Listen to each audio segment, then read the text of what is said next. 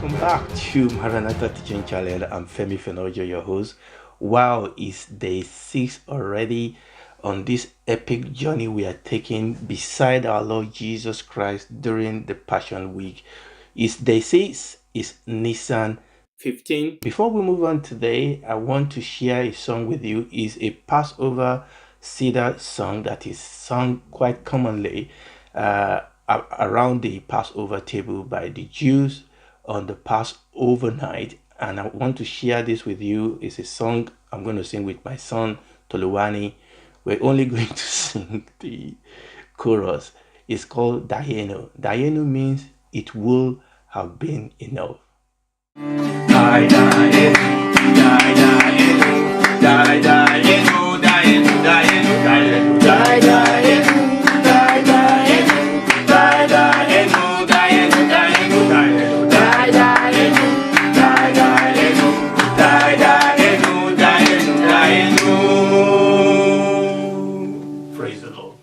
Dayenu, it will have been enough. If the only thing God did for the Jews was to deliver them from Egypt, remember it took the blood of the Passover lamb for that deliverance to be effected. It will have been enough, but God didn't leave them by just delivering them from Egypt. He opened the Red Sea. He didn't leave them by just opening it. That would have been enough, but no, God took them forward. He gave them the Torah. In giving them the Torah, he gave them the Sabbath. That will have been enough, but God took them to the promised land. Finally, for God so loved the world that he gave his only begotten Son. That definitely is more than enough. I want you to know that our God is a God that is more than enough. Dayenu. So we welcome back to day 6. Day 6. Now, yesterday, remember yesterday as in our chronological order. Our yesterday is not necessarily yesterday of the Jew today. In fact, like I told you yesterday, today Friday, 19th of April is actually the Passover day in Jude in Israel today. So when I say yesterday, I'm talking about yesterday in our own chronology during this teaching. So yesterday was the Passover day. And remember what we said, it was a very important period because during that day, yesterday, during the Passover day,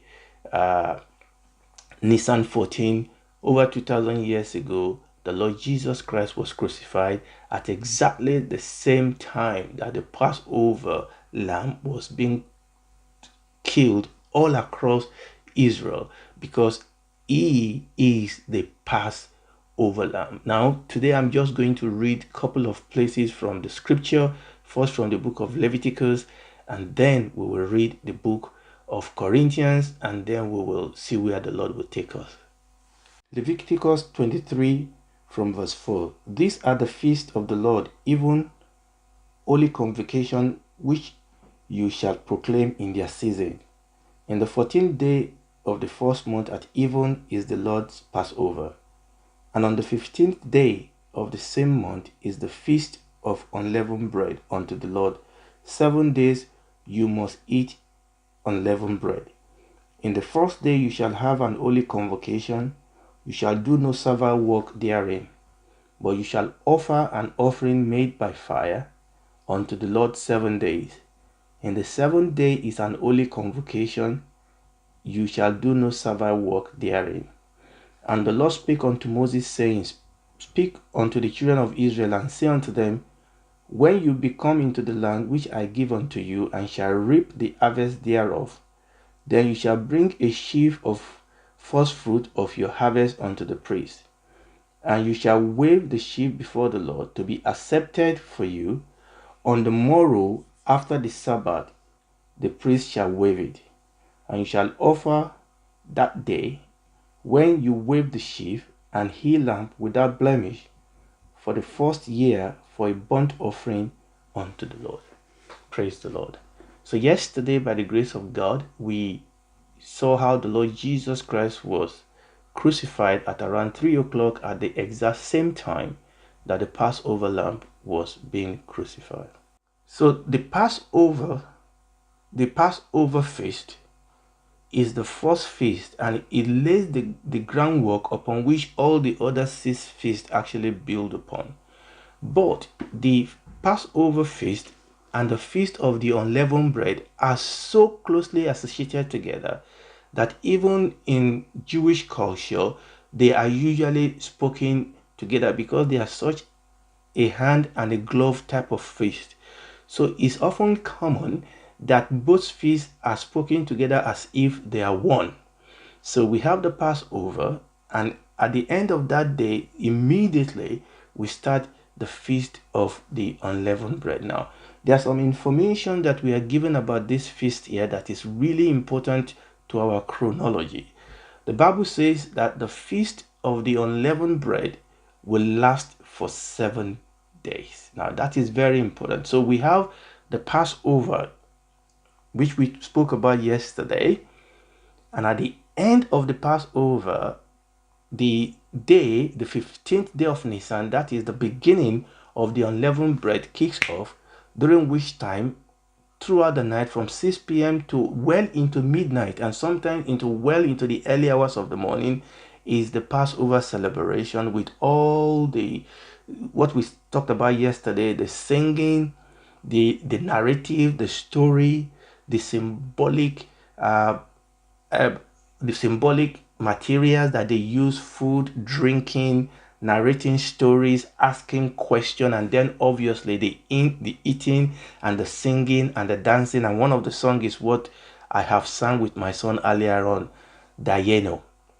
Okay, and this was happening really at the beginning of the unleavened bread. Okay, now the Bible says that the first day of that 7th day is an holy convocation. And I will read that again, verse 7. In the first day you shall have an holy convocation, you shall do no servile work therein. In other words, the first day of the unleavened bread, which is today in our chronology, is what is called a high Sabbath day. So the first day of this unleavened bread, which will last for 7 days, the first of those 7 days and the last of those 7 days are high Sabbath days. So just like the weekly Sabbath day, which is their Saturday, just like the weekly Sabbath day, the same rule apply to this high Sabbath day, that you cannot do any servile work on those days. You cannot travel, you cannot work on those days. So that means that all form of transportation is shut down, shops are closed, you cannot go out to buy things, you cannot go to the farm to farm. So this is very, very important, that the day after the Lord Jesus was crucified, because he was crucified on the Passover day, the next day, which is the first day of the unleavened bread, was a high Sabbath day. So nobody on this our day 6, which is Nisan 15, nobody can travel, nobody can go to work, nobody can go and visit relatives, because it's the high Sabbath day. And this is very, very important. And this is not just the only one. The last day of that week, the 7th day of that 7-day celebration, will also be a high Sabbath day. Obviously, that is not within the period that we are looking into. Right. Now, there's another information he gave us. So, because this unleavened bread lasts for 7 days, invariably, that it will include the normal weekly Sabbath day, because it's a 7-day celebration. So invariably it will involve a Sabbath day, the weekly Sabbath day. Please don't confuse this. And the Bible says that the day after the weekly Sabbath day, during the period of the unleavened bread, the feast of the unleavened bread, the day that followed the Sabbath day will be the feast of the first fruit. Now, this is very, very important, because the first fruit is a picture of the resurrection of our Lord Jesus Christ. Now, that is very important. The first fruit is a picture of the resurrection of our Lord Jesus Christ, but that's not for today, but we need to get that straight. So we have the Passover, 14th of Nisan, and the very next day, 15th of Nisan, kicks off the Feast of the Unleavened Bread, which will last for 7 days. And that is very important. The Feast of the Unleavened Bread will last for 7 days. The first of those 7 days will be a high Sabbath day, an holy convocation. You cannot do any Sabbath work. And also the last day of that 7 days will also be an holy convocation. You cannot work. But during these 7 days, there will invariably be, one of those days will invariably be the usual weekly Sabbath day. Because 7 days, so the Sabbath day there must be a Sabbath day in between that.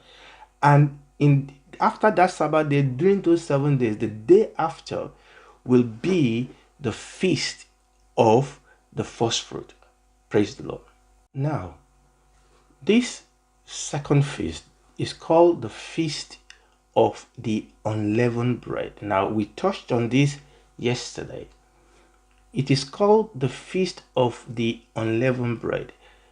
I did say that for a couple of weeks leading up to the Passover, the children of Israel, the Jews, will painstakingly go through the whole house and remove all form of leaven and anything that contains leaven. They will scrub the house, they will scrub the wall, they will scrub the pot, they will go through everywhere painstakingly looking for any leaven.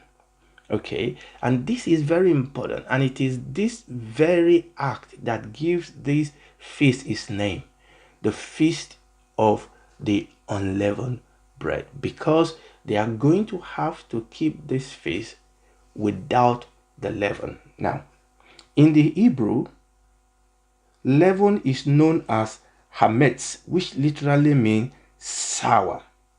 Leaven is usually yeast or baking powder that is used to produce fermentation, especially in bread dough. As leaven sours the dough, tiny gas bubbles are produced which cause the dough to rise. Okay? Not only is eating of leavened food such as bread and rolls forbidden during the feast, but even the presence of the leaven within one house is unlawful. Okay, now in Exodus chapter 12 verse 15, God commanded the children of Israel, 7 days you shall eat unleavened bread. On the first day you shall remove leaven from your houses. So the first thing is that they have to remove leaven from all houses. For whoever eats leavened bread from the first day until the 7th day, that person shall be cut off. I mean, that's how serious this is. But interestingly enough, it's not just removing the leaven from your house. In Exodus chapter 13 verse 7, it reads that unleavened bread shall be eaten 7 days, and no leavened bread shall be seen among you, nor shall leaven be seen among you in all your quarters. So not just in your house, even in the quarters. And you remember in those days they live in communities, in quarters. So you remove leaven from not just from your table, you look for hidden places. So it's not all about, removing leaven from where it can be seen, even where it cannot be seen. Nowhere in your house must there be leaven, sour. Nowhere in your quarters must there be leaven.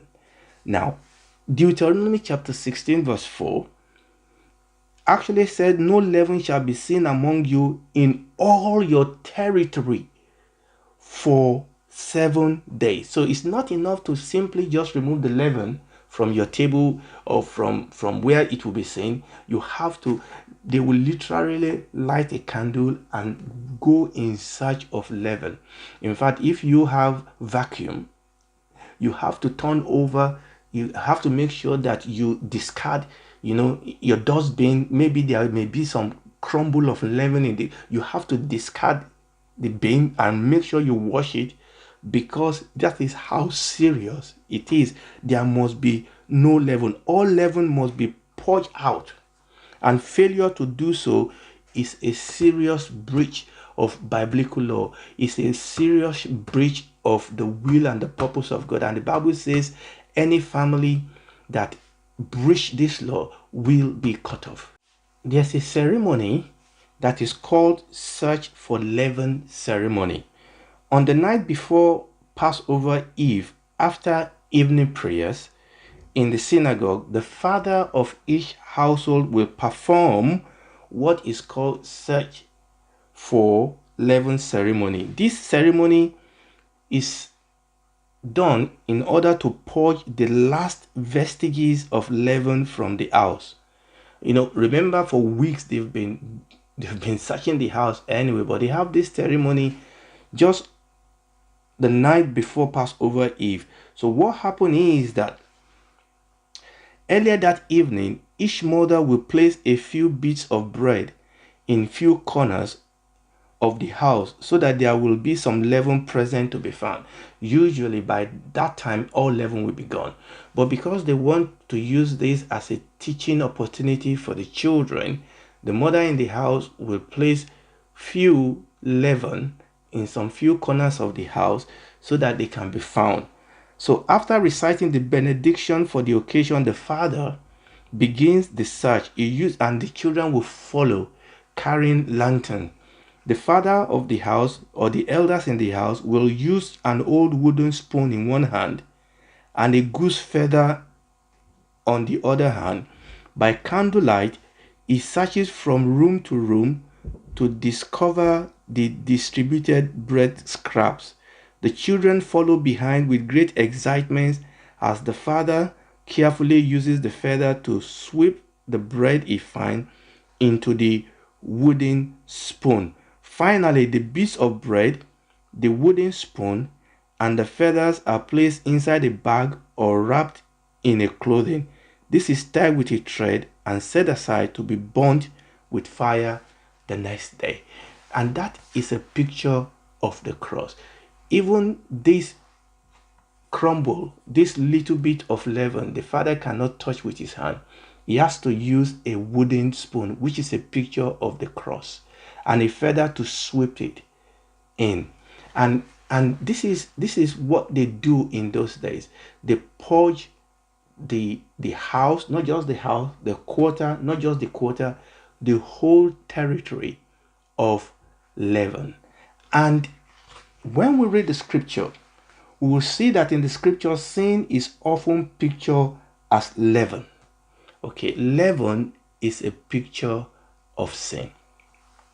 And you can read that in a couple of places in the Bible. I understand that ancient rabbi also believed that leaven represents the evil impulses of the earth.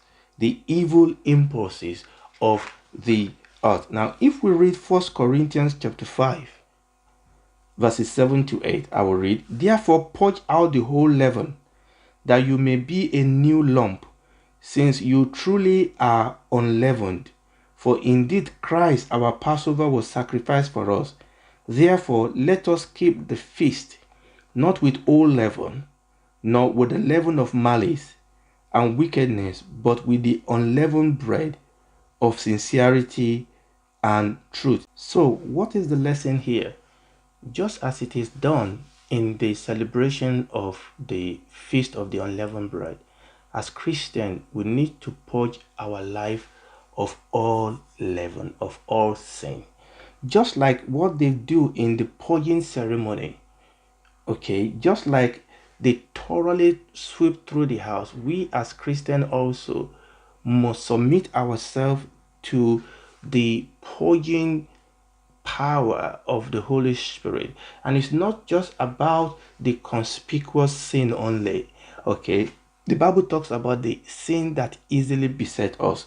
It's not about just simply throwing out the conspicuous sins and wait, but just like they did in this period of the feast, we have to submit ourselves to the cross of Jesus. Remember the wooden spoon that the father of the house will use. We have to submit ourselves to the power of the cross of Jesus, and we have to carry the candle. Remember when they carry the candle light, we have to carry the light of the word of God. Allow the Holy Spirit to deal with every weight and every sin in our life.